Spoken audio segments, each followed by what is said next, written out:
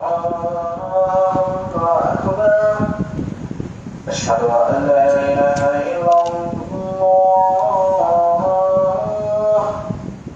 أشهد أن لا إله إلا الله أشهد أن محمدا رسول الله أشهد أن محمدا رسول الله حي على الصلاة حي على الصلاة حي على الفلاح حي على الفلاح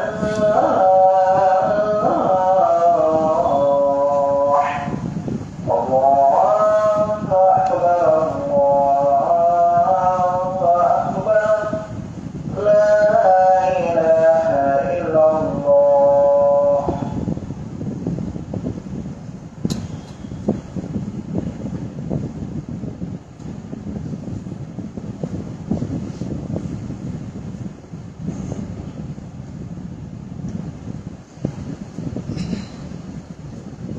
السلام عليكم ورحمة الله وبركاته.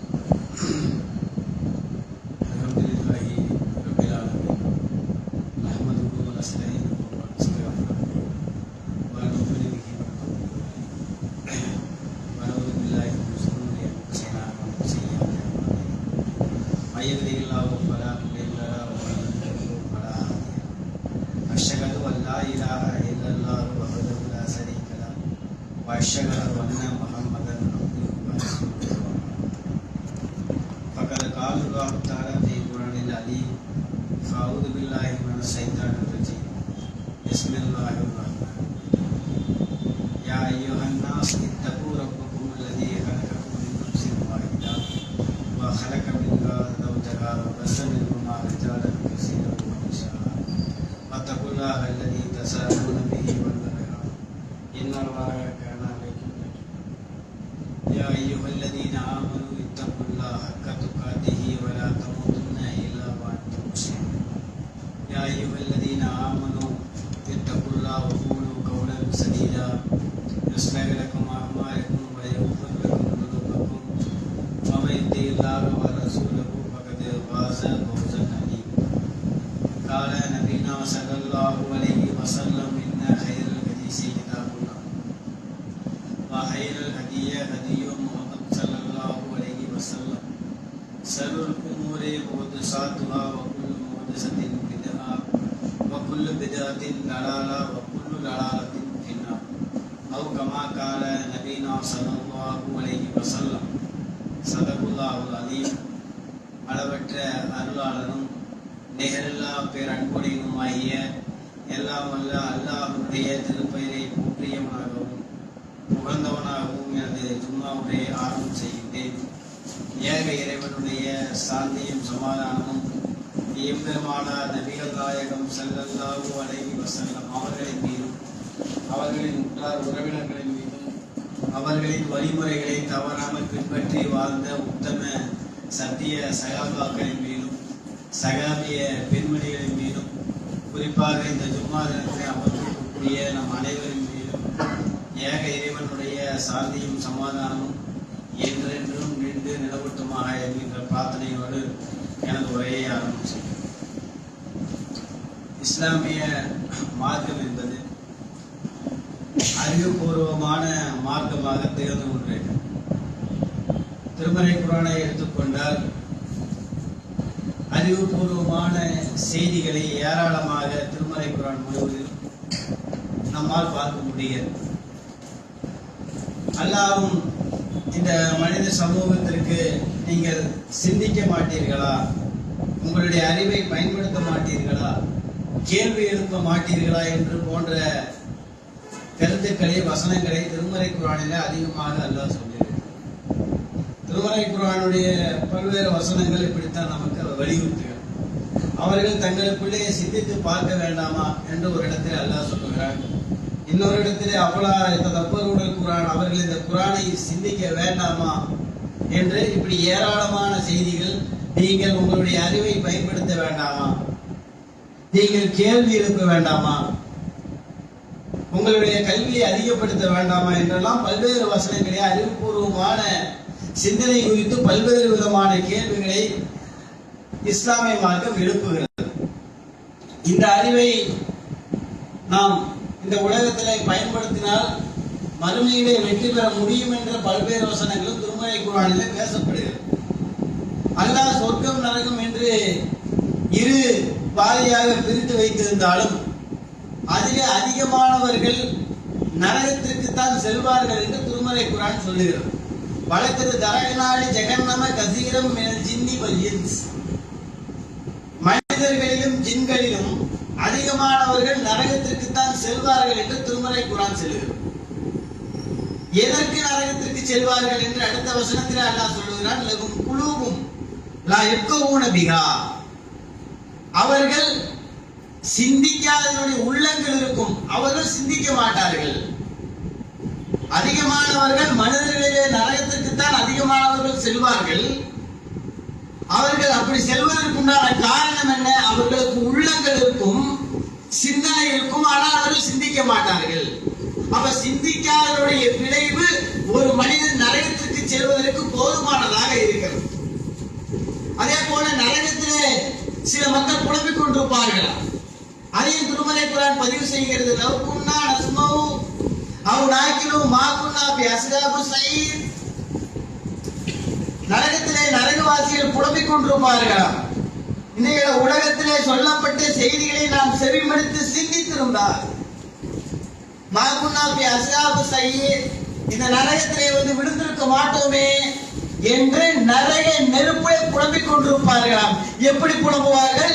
இந்த உலகத்திலே நாங்கள் சிந்திக்காமல் இருந்து விட்டோம், எங்களுடைய அறிவை பயன்படுத்தாமல் இருந்து விட்டோம், அறிவை பயன்படுத்தாதனுடைய விளைவு நாங்கள் இன்றைக்கு நரகத்திலே இருக்கிறோம் என்று நாம் இன்றைக்கு சிந்திக்காமல் விட்டவர்கள் நாளை மறுமையிலே நரகத்திலே இருப்பார்கள், நரகத்திலே புலம்பிக் கொண்டிருப்பார்கள் என்று திருமறை குர்ஆன் சொல்லுகிறது. இப்படி ஏராளமான செய்திகள் திருமறை குர்ஆனிலே சிந்திக்காதவர்கள் நாளை மறுமையிலே புலம்பிக் கொண்டிருப்பார்கள் நரகத்திலே என்றெல்லாம் சொல்லுகிறது. அதே போல அல்லாஹ் சொல்லுகிறான், அல்லாஹ்வுடைய அடியார்களை யார் இறைவனை அஞ்சுவார்கள் என்றால் அறிஞர்கள் தான். அல்லாஹ்வுடைய அடியார்களில் அறிஞர்கள் தான் அல்லாஹ்வை அஞ்சுவார்கள். அதிகமாக அல்லாஹ்வை அஞ்சக்கூடியவர்கள் யார் என்றால் சிந்தனையாளர்கள், அறிவாளிகள். யாரெல்லாம் சிந்திக்கிறார்களோ, யாரெல்லாம் தன்னுடைய அறிவை பயன்படுத்துகிறார்களோ, யாரெல்லாம் அறிவாளிகளாக இருக்கிறார்களோ அவர்கள் தான் அல்லாஹ்வை அஞ்சுவார்கள் என்று திருமறை குர்ஆன் சொல்லுகிறது. இந்த உலகத்திலே யார் தன்னுடைய அறிவை பயன்படுத்துகிறார்களோ, வெறுமனே வெற்று அறிவல்ல, உட்கார்ந்து கொண்டு ஏராளமான செய்திகளை சிந்தித்தீரோ அப்படி நடக்கிறது இப்படி நடக்கிறது என்று வெறும் அறிவை பயன்படுத்தி வெற்று அறிவல்ல. பழைய காலத்தை விட இன்றைக்கெல்லாம் சிந்திப்பதனுடைய திறன் மேலோங்கி இருக்கிறது.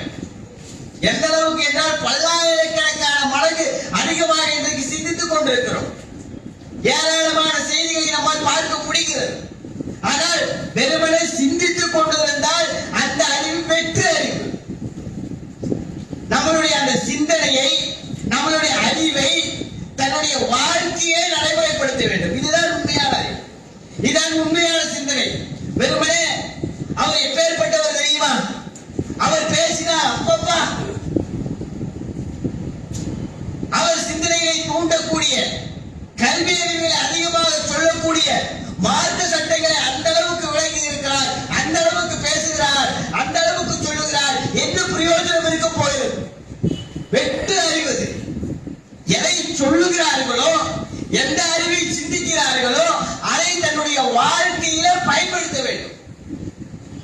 வெறுமனே சிந்திப்பதால் எந்த பயனும் இல்லை.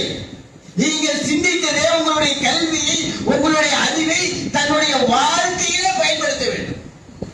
அப்படி பயன்படுத்தினால் மட்டும்தான் நாளை மறுமையிலே, இந்த உலகத்திலும் சரி நாளை மறுமையிலே வெற்றி பெற முடியும்.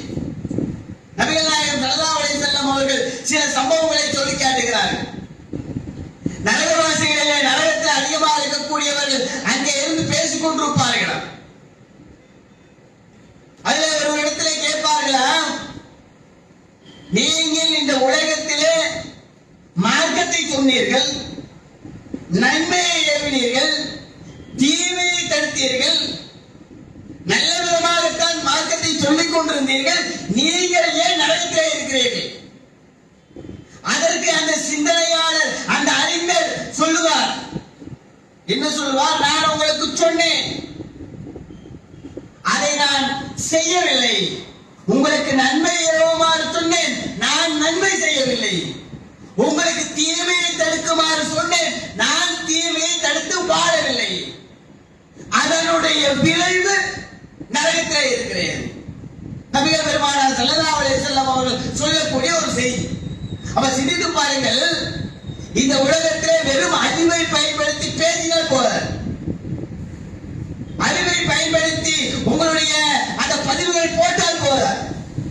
நீங்கள் எதை இந்த உலகத்திலே சொன்னீர்களோ, எந்த செய்தியை நீங்கள் பகிர்ந்தீர்களோ, அது உங்களுடைய வாழ்க்கையிலே இருக்க வேண்டும். அப்படி இல்லை என்று சொன்னால் அது உங்களை, அந்த அறிவே உங்களை கொண்டு போய் நரகத்திலே சேர்த்துவிடும். இந்த உலகத்திலே அறிவை பயன்படுத்துகிறோம், செய்திகளை சொல்லுகிறோம், மக்களுக்கு இஸ்லாமிய செய்திகளை இன்றைக்கு சொல்லுவதில் அதிகமாக அனைவரும் ஆர்வமாகத்தான் இருக்கிறோம். ஒரு இஸ்லாமிய ஒரு செய்தி வருகிறது என்றால், ஒரு இஸ்லாமிய ஒரு செயலை பிறர் மக்கள் போற்றுகிறார்கள் என்றால் நாம் அனைவரும் மகிழ்ச்சி அடைகிறோம். யாரும் விதிவிலக்கல்ல, அனைத்து முஸ்லிம்களும் இஸ்லாத்தினுடைய ஒரு செய்தி பிற மக்களால் போற்றப்படுகிறது என்றால் அனைவரும் மகிழ்ச்சி அடைகிறோம். விதிவிலக்கு இல்லாமல் அனைவரும் சந்தோஷப்படுகிறோம். ஆனால் அந்த மகிழ்ச்சி நம்மளுடைய வாழ்க்கையில வெறும் சொல்லிவிட்டால், பேசிவிட்டால் அது நம்மளுடைய வாழ்க்கையை மேம்படுத்தி விடுமா? அல்லாஹ் தன்னுடைய தூதருக்கு, நபிகள் நாயகம் ஸல்லல்லாஹு அலைஹி வஸல்லம் அவர்களுக்கு சொல்லுகிறார், நீங்கள் கல்வியை அதிகமாக கேளுங்கள். திருமறை குர்ஆனிலே சொல்லுகிறார், நீங்கள் கல்வியை அதிகமாக கேளுங்கள் என்று கூறுகிறார். அல்லாஹ் சொல்லுகிறார், நபிகள் நாயகம் ஸல்லல்லாஹு அலைஹி வஸல்லம் அவர்களுக்கு அல்லாஹ் சொல்லுகிறார், நீங்கள் கல்வியை அதிகமாக கேட்பீராக, கல்வியை அறிவை கேட்பீராக என்று சொல்லவில்லை, அதிகமாக கேளுங்க. கல்வியை, அறிவை, சிந்தனையை அதிகமாக கேளுங்கள் என்று திருமறை குர்ஆன் சொல்லுகிறது. அப்ப கேந்த நாம் அந்த அறிவை வெறுமனே வார்த்தையால் சொல்லிவிட்டால் பயன் தராது. அது நம்மளுடைய வாழ்க்கையிலே இருக்க வேண்டும். மேலும் ஒரு இடத்துல அல்லாஹ் சொல்லுகிறார், லிம தக்கூலூன மா லா தஃபாலூன், நீங்கள் செய்யாததை ஏன் சொல்லுகிறீர்கள்? நீங்கள் செய்யலையே ஏன் சொல்லுகிறீர்கள்? அது அல்லாஹ்விடத்திலே வெறுப்பை தரக்கூடியதாக இருக்கிறது. நீ ஒரு செயலை சொல்லுகிறீர்கள், அது செய்யவில்லை என்றால் அது அல்லாஹ்விடத்திலே வெறுப்பாக மாறிவிடுகிறது. ஏராளமான செய்திகளை இன்றைக்கு மழை வெள்ளத்தினுடைய அந்த பாதிப்புகள் வரும் பொழுது இஸ்லாமியர்கள் அதிகமாக களமிறங்கி மக்கள் மத்தியிலே சேவை செய்தார்கள். அதனுடைய விளைவு தவறாக புரிந்து கொண்டவர்கள் கூட மாற்று சிந்தனைக்கு வந்தார்கள். இதை பற்றி எல்லாம் அவர்கள் பேசும் பொழுது நாம் அதிகமாக சந்தோஷப்படுகிறோம். அவ எங்க பிறர் பேசக்கூடிய அந்த நிலைமை ஏற்பட்டது? வெறுமனே இஸ்லாமிய மார்க்கம் அறிவுபூர்வமான மார்க்கம், மனிதநேயமிக்க மார்க்கம், பிறருக்கு நடந்தாடுவதுதான் இஸ்லாம் என்று வாயளவில் பேசிக் கொண்டிருந்தால் நாம் அவர்கள் நம்மை பாராட்டி இருப்பார்களா? மழை வெள்ளத்திலே இறங்கி செய்தார்கள். அதனுடைய விளைவு சொல் பேசவில்லை, அவர்களுடைய செயல் பேசியது. அப்ப சொல்லை விட செயல் மிகைத்திருக்க வேண்டும். எதை சொல்லுகிறோமோ அது நம்மளுடைய வாழ்க்கையில மிளர வேண்டும். மிளர்ந்திருக்கிறதா? சிந்தித்து பாருங்கள். திருமறை குர்ஆனுடைய பல வசனங்களில் பேசப்படுகிறது. பனி இஸ்ரவேலர்களை பற்றி அல்லாஹ் பல்வேறு விதமான வசனங்களில் திருமறை குர்ஆனுடைய நெறிகளும் அல்லாஹ் சொல்லுகிறார். அவருடைய மோசமான பண்புகள், அவருடைய நல்ல பண்புகள் அனைத்தையும் பதிவிடப்பட்டிருக்கிறது. அதில் ஒரு இடத்துல சொல்லுகிறார், இஸ்ரவேலர்களை அவர்களை பார்த்து சொல்லுகிறார், நீங்கள் வேதத்தை படித்துக் கொண்டு படித்துக் கொண்டே அதை உங்களை நீங்கள் மறந்துவிட்டு பிற மக்களுக்கு ஏவுகிறீர்களா? உங்களை நீங்கள் மறந்துவிட்டு வேதத்தை படித்துக் கொண்டே பிற மக்களுக்கு ஏவுகிறீர்களா? அவங்க படிக்கிறீங்க, அவங்க எப்படி இருந்தார்கள் என்றால் சட்டத்திட்டங்களை அப்படி சொல்வார்கள். வேதத்தினுடைய சட்டங்களை அடிக்கடிக்காக சொல்வார்கள். எந்த சந்தேகம் கேட்டாலும் சொல்வார்கள். அப்பேற்பட்டவர்கள் தங்களுடைய வாழ்க்கையிலே நடைமுறைப்படுத்தவில்லை. அதற்கு தான் அல்லாஹ் சொல்லுகிறான், வேதத்தை படித்துக் கொண்டே உங்களை நீங்கள் மறந்துவிட்டு பிற மக்களுக்கு ஏவுகிறீர்களா? சொல்றதுல நல்லா தான் இருக்குது.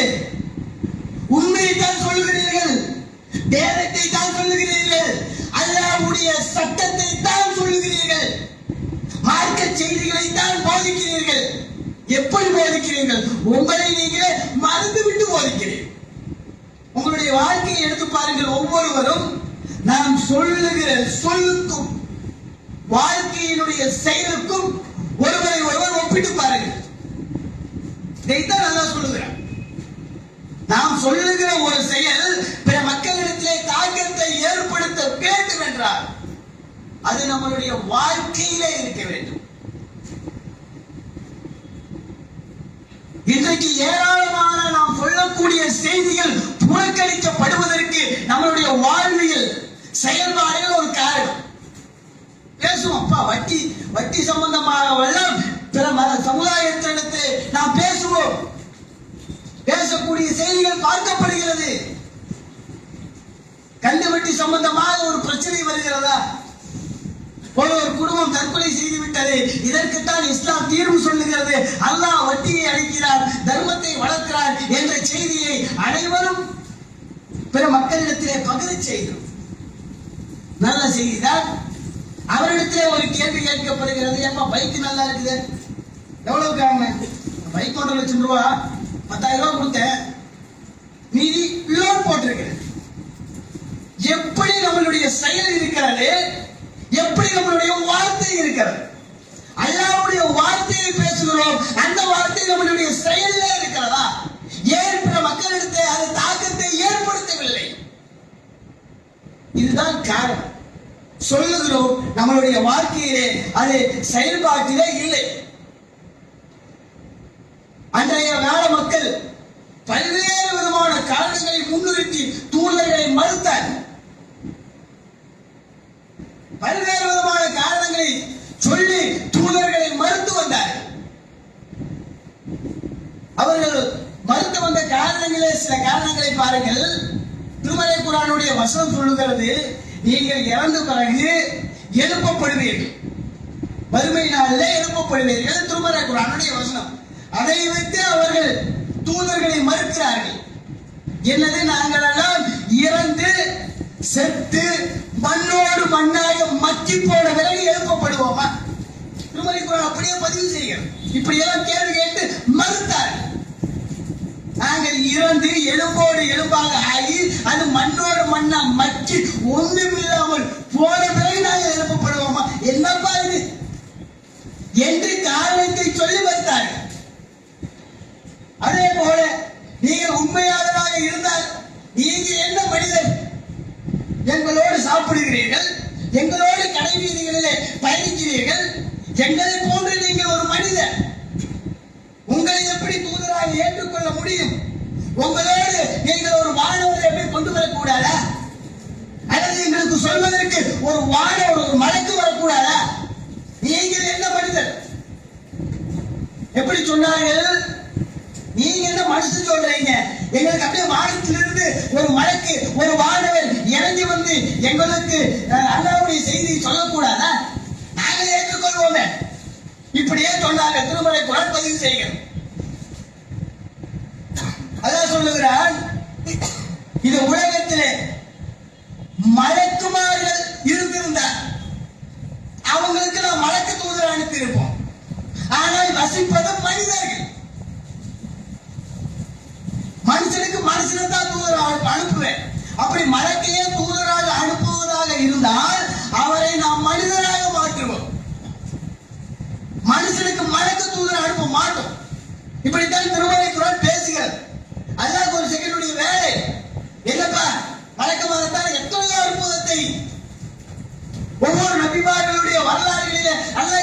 இருக்கிறார்.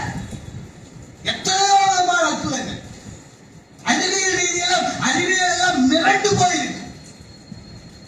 அந்த அளவுக்கு அத்தாட்சிகளை இந்த உலகத்திலே தூதர்கள் மூலமாக அல்லாஹ் வெளிப்படுத்தி இருக்கிறார். அல்லாஹ்க்கு இது ஒரு மேட்டரே இல்லை. அப்படி ஒரு வானவரை அல்லாஹ் இறக்கி அந்த மக்கள் மத்தியிலே சொல்லி இருந்தால் அவர்களுக்கு நிர்பந்தமாயிருக்கு.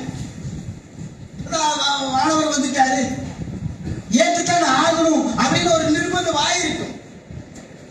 ஆனால் பிற்காலத்தில் என்ன நடக்கும்? ஒரு மலக்குமாரனுடைய நிலைமை என்ன? ஒரு வானவர் வந்தால் அவரால் சொல்லத்தான் முடியும், செயல்படுத்த முடியாது. ஏன்? அவருக்கு பசி இல்லை, அவருக்கு தூக்கம் இல்லை, அவருக்கு தாகம் இல்லை, அவருக்கு எந்த பிரச்சனையும் இல்லை. மலக்கினுடைய தன்மை இதுதானே. அவர் சொல்லி இருந்தால் அவரால் சொல்லத்தான் முடியும், செயல்படுத்த முடியாது.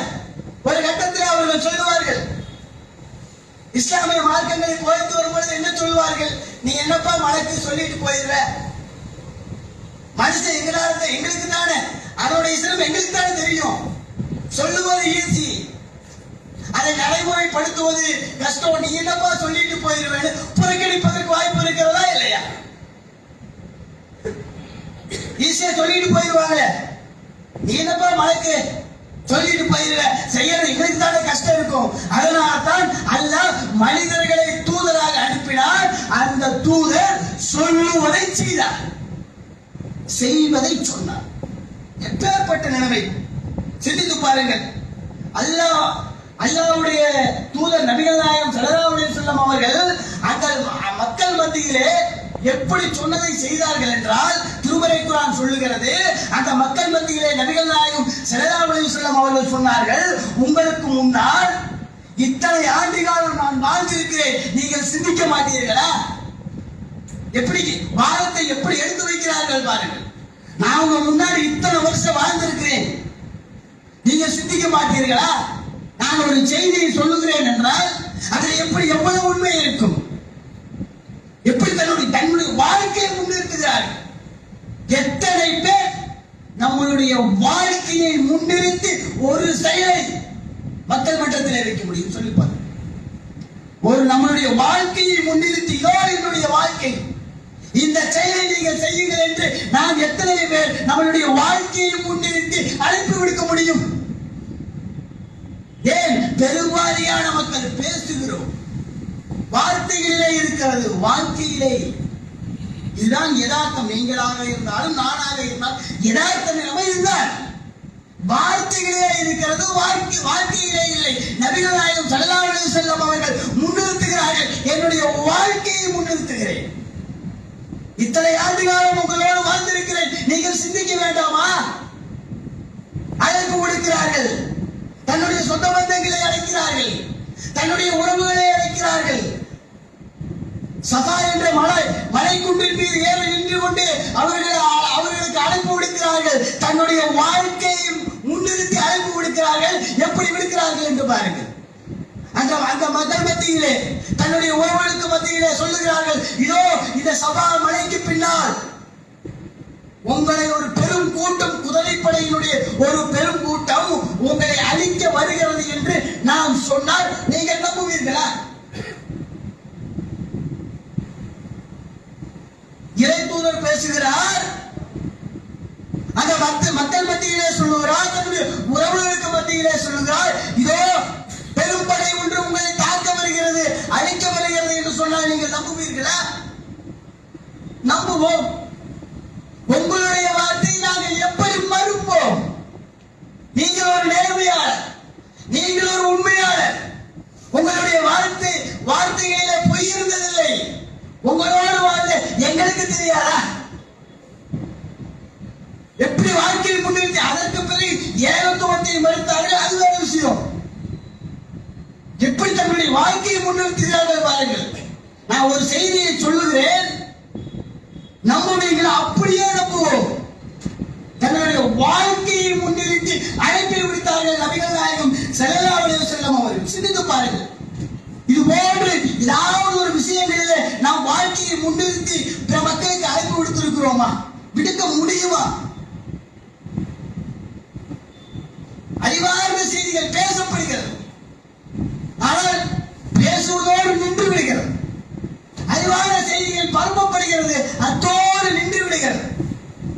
வாழ்க்கையிலே நம்முடைய நடைமுறைகளே இல்லை. எத்தனையோ மழை வெள்ளங்கள் பாதிக்கப்பட்ட அந்த இடத்திலே வேலை செய்தோம். இதோ மேடைகளை போட்டு இஸ்லாமிய மார்க்கம் மனிதநேயத்தை பேசுகிறது என்று நாம் மேடைகளிலே பெற்று முழக்கங்களிட்டிருந்தால் நம்மளை உபாசீனப்படுத்தி இருப்பார். என்னப்பா மனிதநேயம் பார்க்கின்ற உள்ள வேலை செய்ய பேச்சோடு இருந்தால் எப்படி என்று நம்மளை ஏசி இருப்பார்கள். ஆனால் பேசப்பட்டோம். ஏன் இன்றைக்கு உலக தலைவர்களில் எத்தனையோ தலைவர்கள் இருக்கிறார்கள். அனைத்தையும் விட நபிகளாருடைய புகழ் ஓங்கி இருக்கிறது. எத்தனையோ தலைவர்கள் நபிகள், பிற சமுதாய தலைவர்கள் நபிகள் நாயகம் ஸல்லல்லாஹு அலைஹி வஸல்லம் அவருடைய அந்த வாழ்க்கையை முன்னிறுத்தி பேசுகிறார்கள். நபிகள் நாயகத்துடைய வாழ்க்கை சம்பவங்களை, நிகழ்வுகளை முன்னிறுத்தி பேசுகிறார்கள். பிற எந்த தலைவர் எப்படி பேச முடியும்? ஏன்? அவர்கள் சொன்னார்கள், செய்தார்கள். பிற தலைவர்கள் சொன்னார்கள், செயல்படுத்த முடியவில்லை. உதாரணத்துக்கு சொல்வதாக இருந்தால் நபிகள் நாயகம் ஸல்லல்லாஹு அலைஹி வஸல்லம் அவர்கள் தொழுகையை நிலைநாட்டுமாறு ஏவினார்கள். மரண தருவாயில் கூட அஸ்ஸலாமிக தொழுகையை நிலைநாட்டுங்கள் என்று சொன்னார்கள். நபிகளாருடைய தொழுகை எப்படி இருந்தது? மரண தருவாயிலே அவர்களை அப்படியே இரண்டு நபித்தோழர்கள் அப்படியே இழுத்துட்டு வர்றாங்க. இரண்டு பெருமைகள் அப்படியே கோடு போட்டே வருது. கடைசி நேரத்தில் கூட தொழுகையை நிலைநிறுத்தினார். காவியங்கள் எத்தனை செய்திகள்! சொல்லுவது எளிதாக இருக்கக்கூடிய, சொல்லுவது எளிது, செயல்முறைப்படுத்துவது கடினம். அதை செய்தார்கள் நபிகள். தொழுகை நிலைநாட்டுமாறு சொன்னார்கள். நபிகளாரை போல யாராலும் தொழுக முடியாது என்று நிலைநாட்டி காட்டினார்கள். சிந்தித்து பாருங்கள். அதே போல நபிகள் நாயகம் ஸல்லல்லாஹு அலைஹி வஸல்லம் அவர்கள் போர் செய்யுங்கள் என்று அந்த சமுதாயத்திற்கு அறிவுறுத்தினார்கள். போர் செய்யுங்கள், இஸ்லாத்தை காப்பதற்காக போர் செய்ய இன்றைக்கும் அழைப்பு விடுக்கிறார்கள் பல நாட்டினுடைய தலைவர்கள். போர் செய்யுங்கள், உங்களுக்கு பின்னால் நாங்கள் இருக்கிறோம், உங்களுடைய குடும்பங்களை நாங்கள் பார்த்துக் கொள்வோம், நீங்கள் தாய் நாட்டுக்காக உங்களுடைய உயிரை தியாகம் செய்யுங்கள், போர்க்களத்தில் நில்லுங்கள், எதிரிகளை வெட்டி வீழ்த்துங்கள், சுட்டு வீழ்த்துங்கள், உங்களுடைய குடும்பத்தை நாங்கள் பார்த்துக் கொள்கிறோம் என்று சொல்லிவிட்டு வீட்டுக்கு போயிடுவாங்க. இன்னைக்கு எதாவது யதார்த்தம். ஒரு போர்ப்படை தலைவர்கள் எப்படி அப்படியே போரில் கலந்து கொண்டாலும் கூட முன்னாடி 1000 பேர், பின்னாடி 1000 பேர், செயல் 1000 பேர், சென்ட்ரல் வருவார்.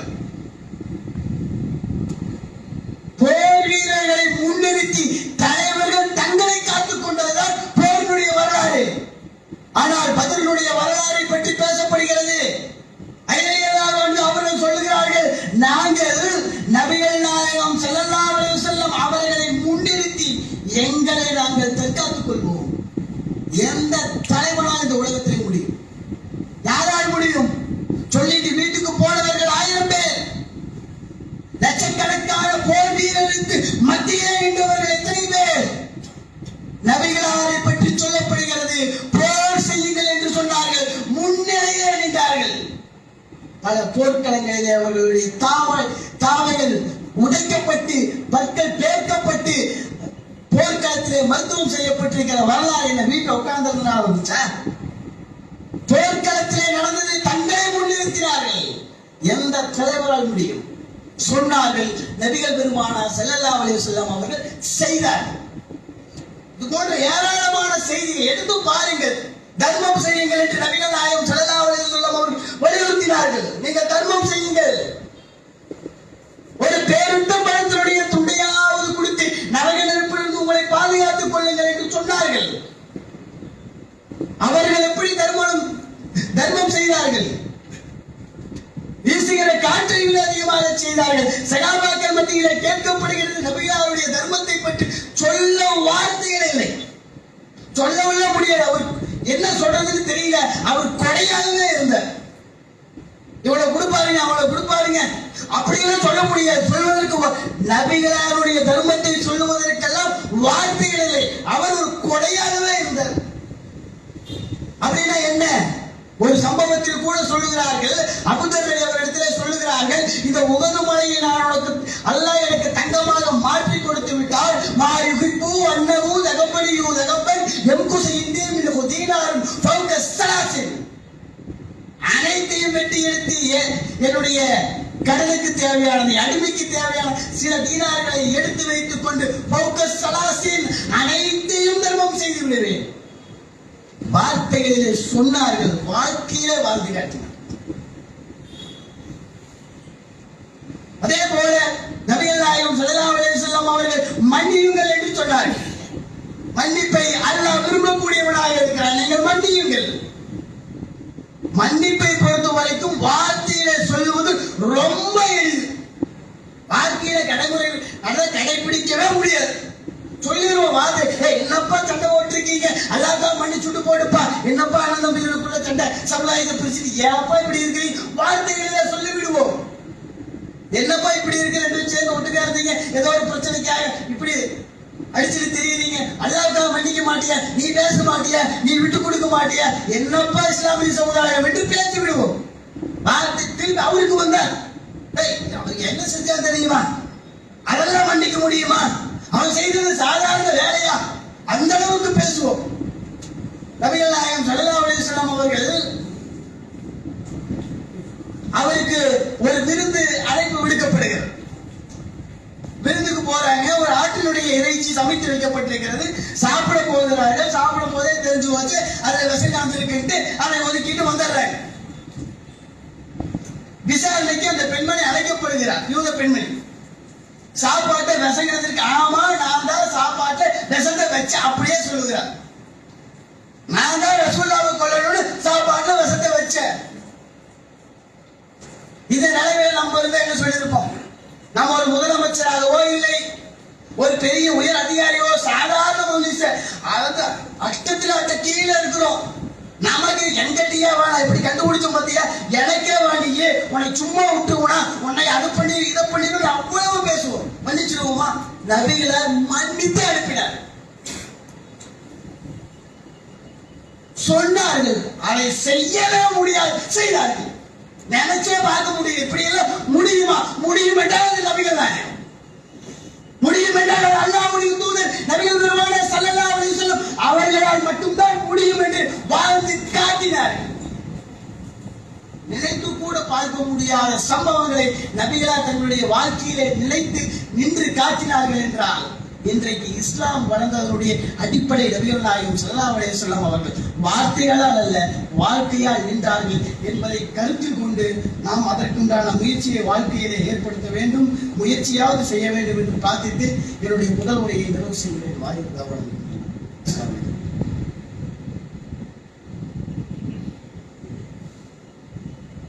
அஸ்ஸலாமு அலைக்கும் வரஹ்மத்துல்லாஹி. நபிகளார் சொல்லக்கூடிய செய்தி, இந்த உலகத்தினுடைய தலைவருடைய வார்த்தைகள் வாழ்க்கைகள் மறைக்கப்படுவது போல அல்ல. இன்றைக்கு தலைவர்களுடைய சொன்ன வார்த்தை நேருக்கு நேரம் நம்மளே வெட்ட வெளிச்சமா சொல்லுவோம். அப்ப அந்த இன்னைக்கு வீடியோ கம்பேர் பண்ணி போடக்கூடிய செய்திகள் 1000 இருக்குது. யாராவது போன தடவை இப்படி சொன்னா இந்த தடவை இப்படி சொல்ல கம்பேர் பண்ணி அடிப்பார்கள். அந்த அளவுக்கு இன்றைக்கு டெக்னாலஜிஸ் வளர்ந்துருக்கு. நபிகள் நாயகம் ஸல்லல்லாஹு அந்த காலத்துல தெரியாதுன்னு யோசிப்போம். ஆனால் நபிகள் நாயகம் ஸல்லல்லாஹு அலைஹி வஸல்லம் அவர்களை குறை கண்டுபிடிக்க வேண்டும் என்பதற்கு நபிகளாரை பின்தொடர்ந்தவர்கள் ஏராளம். யாராவது தப்பு பண்ணிட மாட்டாங்களா, ஏதாவது ஒரு விஷயத்தை மாற்றி சொல்லிட மாட்டாங்களா, இவர் இறை தூதர்களின் அடிச்சிருவோமே, அப்படித்தான் இருந்தார். ஒரு சம்பவத்தை பாருங்க. நபிகள் நாயகம் ஸல்லல்லாஹு அலைஹி வஸல்லம் அவரிடத்துல இந்த செய்தியை சொல்லி போப்போம், என்ன பண்றாங்க பார்த்துருவோங்கிற மாதிரி ஒரு நிகழ்வு பாருங்கள். நபிகளாரிடத்தில் ஒரு யூதன் வருகிறான். நீங்கள் அல்லாஹ்வை தான் வணங்க வேண்டும் என்று சொல்லுகிறீர்கள், அல்லாஹ்வின் மீது தான் சத்தியம் செய்ய வேண்டும் என்று சொல்லுகிறீர்கள், உங்களுடைய தோழர்கள் காபாவின் மீது சத்தியம் செய்கிறார்கள். அப்ப அனைத்து ஆற்றலும் அல்லாஹ்வுடைய ஆற்றல், சத்தியம் ஒருவர் மீது செய்தால் அவர் மீது தான் அனைத்து ஆற்றலும் இருக்கிறது. அவன் தானே கண்காணிப்பவனாக உங்களுக்கு தண்டனை கொடுக்கக்கூடியவனாக இருக்கிறான். அப்ப காபாவின் மீது சத்தியம் செய்தால் அனைத்து ஆற்றலும் காபாவுக்கு இருப்பதாகத்தானே அர்த்தம். எங்களுக்கு நீ சொல்ற போப்பாட்டு விரட்டல நல்லா எந்த செய்தி எப்படி கண்காணித்திருக்கிறார்கள் என்று பாருங்கள். ரசூலுல்லாஹ்ட்ட சொல்லப்பட்ட செய்தி உடனடியாக தன்னுடைய தோழர்களை அழைத்து, இனிமேல் நீங்கள் காபாவின் மீது சத்தியம் செய்யாதீர்கள். காபாவின் மீது சத்தியம் செய்யாதீர்கள். ஒருவேளை நீங்கள் காபாவை முன்னிறுத்தி சத்தியம் செய்ய வேண்டும் என்று விரும்பினார், வல் காபா என்ற வார்த்தைக்கு பொதுவாக ரப்பில் காபா, என்னுடைய காபாவின் இறைவன் மீது ஆணையாக என்று நீங்கள் மாற்றி சொல்லுங்கள் என்று சொன்னார். அவன் சொல்லப்பட்டவன் யாராக இருந்தாலும் அவன் அடிச்சு விரட்டிடலாம், புறக்கணிச்சிடலாம், இப்படி நான் அநீதி இழைக்கப்பட்டேன் என்றெல்லாம் பிரச்சாரம் செல்லும். ஆனா நபிகளாருடைய வார்த்தை எந்த அளவுக்கு மென்மையாக இருந்தது பாருங்க. இப்படி ஒவ்வொரு விஷயத்தையும் நபிகளாருடைய ஒவ்வொரு செயல்பாடுகளையும் அங்கமாக குறித்து வைத்திருக்கிறார். சொன்னார்கள், தங்களுடைய வாழ்க்கையிலே நடைமுறைப்படுத்தினார்கள். அதான் இஸ்லாமிய வெற்றிக்கு, இஸ்லாமிய வளர்ச்சிக்கு மிகப்பெரிய ஒரு தூணாக இருந்தது. சொல்லுகிற சொல் தங்களுடைய வாழ்க்கையிலே மிளிர்ந்தது. நாம் சொல்லுகிற சொல் நம்மளுடைய வாழ்க்கையில எப்படி இருக்கிறது என்பதை நீங்களும் நானும் தான் இறை போட்டு பார்க்க வேண்டும். நம்ம சிந்தித்து பாருங்கள். அறிவை பயன்படுத்த சொல்லுகிற மார்க்கம், சிந்தித்து செயல்பட சொல்லுகிற மார்க்கம், நீங்கள் சிந்திக்கவில்லை என்றால் நரகத்திலே சென்று விடுவீர்கள் என்று சொல்லுகிற மார்க்கம். சிந்தனை என்பது வெறும் வாயளவிலே இல்லை, வார்த்தைகளிலே இல்லை, 4 போஸ்ட ஷேர் பண்றதிலே இல்லை, 4 செய்திகளை பகிர்வதிலே இல்லை. நீங்கள் சிந்திக்கிற அந்த செய்தியை, நீங்கள் பயன்படுத்துகிற உங்களுடைய அறிவை நீங்கள் உங்களுடைய வாழ்க்கையிலே வெளிப்படுத்த வேண்டும். தொழுங்கள் என்று சொன்னால் நாம் தொழுகையிலே சரியாக இருக்க வேண்டும். அல்லாஹ் திருமறை குர்ஆனிலே சொல்லுகிறார், நீங்கள் தொழுகையை நிலைநாட்டுங்கள், உங்களுடைய மக்களுக்கு, உங்களுடைய பிள்ளைகளுக்கு நீங்கள் தொழுமாறு ஏவுங்கள், நீங்கள் தொழுகையிலே நிலைத்திருங்கள். சொல்றதோடு நிறுத்திக்காத, நீ முதல் சொல், நீ அதை செய்ய, அவங்க சொல்லு, இதன் ஏற்கப்படும். யதார்த்த நிலை அதான். உன்னுடைய செய்தி ஏற்கப்பட வேண்டும் என்றால் அதிலே நாம் நிலைத்திருக்க வேண்டும். அந்த சொல்லுக்கு நம்மளுடைய வாழ்க்கை இருக்க வேண்டும். பல நல்ல கருத்துக்கள் புறக்கணிக்கப்படுகிறது. ஏன்? இதுதான் காரணம். மங்கப்பா சொல்லிட்டு சும்மா அப்படியே போயிடுவாங்க. இதுதானே. இதெல்லாம் நம்மளுடைய வாழ்க்கையில நீங்கள் அறிவை பயன்படுத்தினால் அது உங்களை சொர்க்கத்திலே கொண்டு போய் சேர்க்கும். அறிவை பயன்படுத்தி இந்த உலகத்திலே நீங்கள் அந்த அளவிற்கு நடக்கவில்லை என்றால், சொன்னதை செய்யவில்லை என்றால், அந்த அறிவே உங்களை கொண்டு போய் நரகத்திலே கொண்டு போய் சேர்த்து விடும் என்பதை உணர்ந்து நாம் சொல்லுகிற விஷயத்தை, சிந்திக்கிற விஷயத்தை பிற மக்களுக்கு சொல்லுவதோடு மட்டுமில்லாமல் நம்மளுடைய வாழ்க்கையிலே இயன்றவரை அதை செயல்முறைப்படுத்துவதற்கு அல்லாஹ் போதுமானவர் என்று கூறி என்னுடைய ஜும்ஆ உரையை நிறைவு செய்கிறேன். வாயிர தாவான அல்ஹம்துலில்லாஹ். அஸ்ஸலாமு அலைக்கும்.